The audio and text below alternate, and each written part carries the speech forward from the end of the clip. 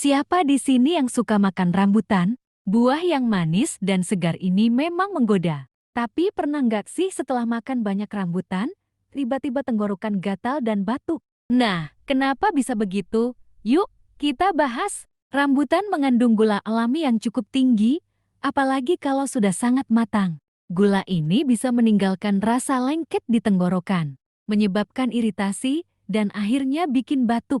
Saat kita makan rambutan, tubuh bisa merespons dengan memproduksi lebih banyak lendir.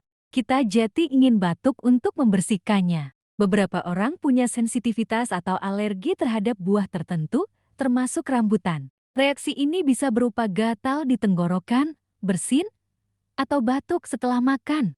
Jadi, kalau kamu sering batuk setelah makan rambutan, coba batasi jumlahnya dan minum air putih setelahnya. Gimana menurut kalian? Pernah ngalamin juga? Tulis di kolom komentar, ya.